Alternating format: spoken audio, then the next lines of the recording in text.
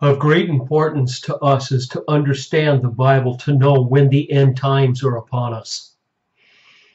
As a matter of fact, it's actually told that that's what we're supposed to be doing, and I think that's what I'm about. I just can't tell you that I know for sure, because again, I'm not a prophet. I mean, obviously, but I've been studying the Bible prophecy long enough for me to grab a hold of a concept.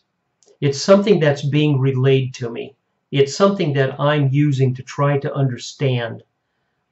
And I feel that in many ways I'm very fortunate in the fact that I can put things together that make me feel at ease. It makes me feel comfortable. It makes me feel like I have a reason for all of this happening.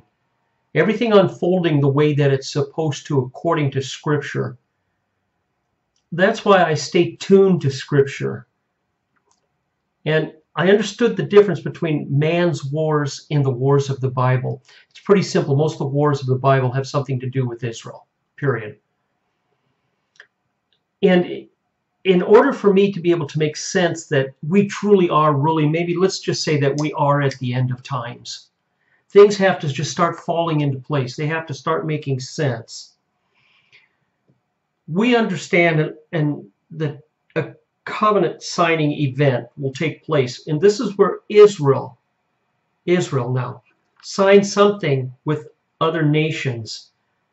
And it allows it to believe that it's going to enter into 7 years of time without any wars. So my whole point is when I'm understanding Bible prophecy and I'm putting it all together, how is that going to happen? Because Israel at this particular point is in no position to sign anything.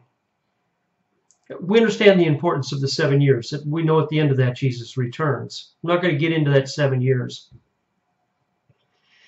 So I thought to myself, I said, look, we have to figure if we're close to the covenant signing, not the rapture, the covenant signing. Because then I know in my lifetime that I could possibly see that happen. It's possible. And the more things started unfolding, the more I said, wow, we really are in that time. When Revelation 12, 1 and 2 came up, I mean, I was like just throwing backwards because everything that I'd been believing was basically confirmed on September 23rd when that Revelation 12, 1, 2 sign was shown.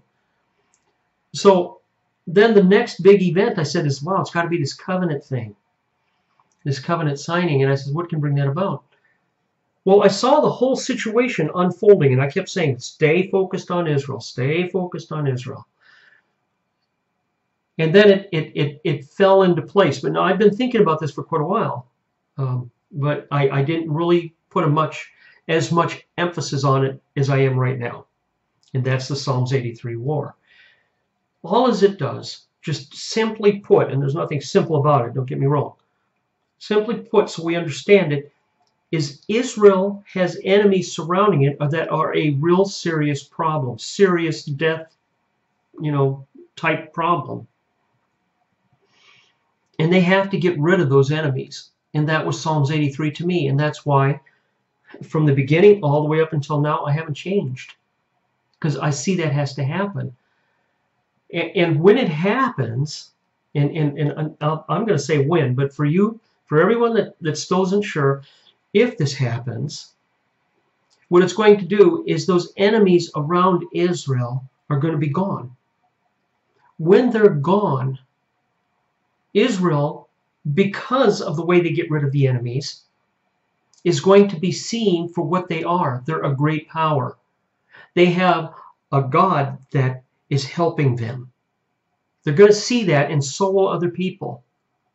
This is going to allow Israel some sort of bargaining chips, some sort of built-up collateral that it can use, something that's going to allow it to make this, for other nations to want to sign with Israel and Israel with other nations. We know that's brought on and is enforced by this son of perdition. Someone comes onto the scene after a chaotic period, and they seem to bring stability to surrounding Israel and all the nations around it. And that's, just summarizing the Bible to make it as simple, but again, not taking away from its importance. So if this is that war, and this is prophesied in the Bible, and it does bring about a covenant signing, this could all happen in a very short period of time if this war happens.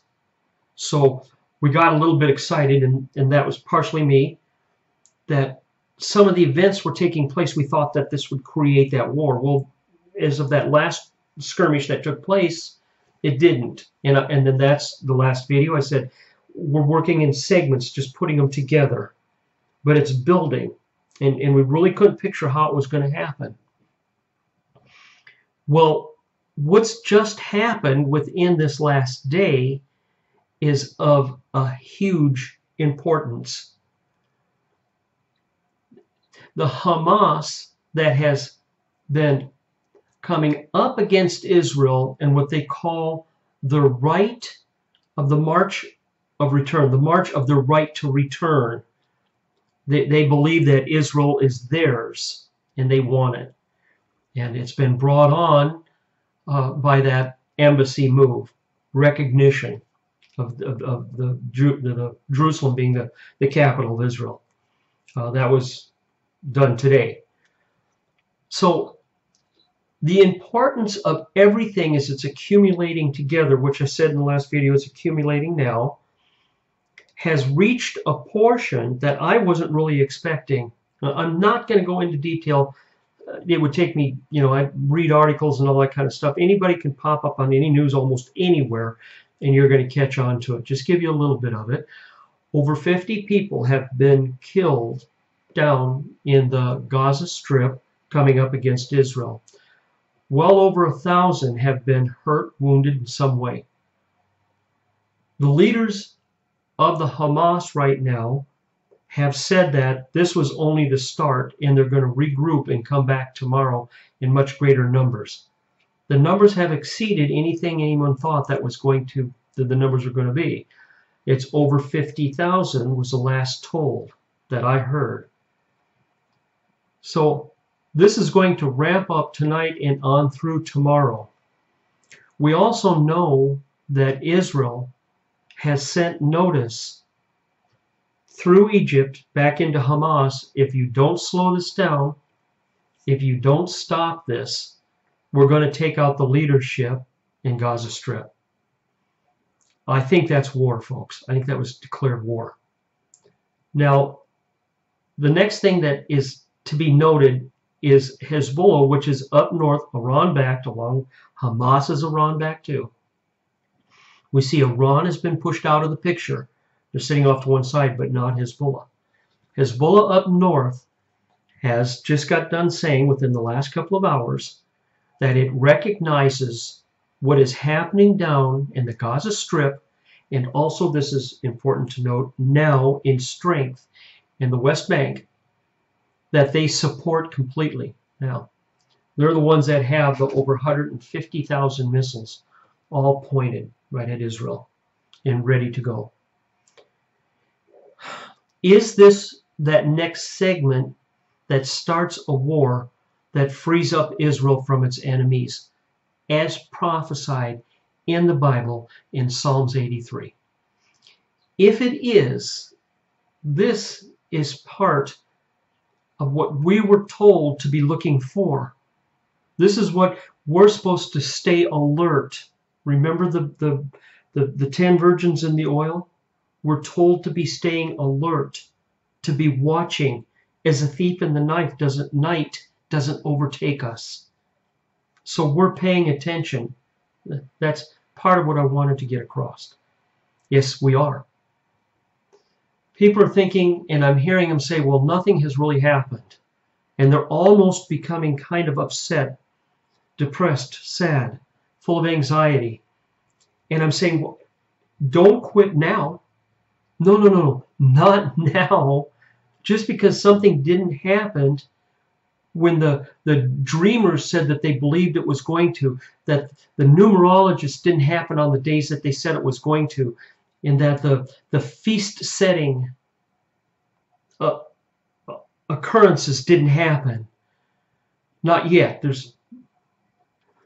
That wasn't the important part, but do you see the aftermath of that left people wondering, well, maybe some of them, maybe it's not going to happen for another generation. So I guess what I'm saying out of all this is no, don't quit now. Don't let up. This is the time where, if it was a trip, you keep your bags packed by the door. We know we're not taking anything with us, right? Okay. This is the time when we stay awake. This is the time when we watch. This is building up. This next segment that's coming up, something could happen causing another pause. But it seems to be building up to something very big. Very, very big. I told you about some of the things that were said. You can look that up if you want and get into great detail, who said it, when it was said, where it was said, but all pretty much within the last few hours. Folks, again, wait and see. But no, this is the time we stay alert.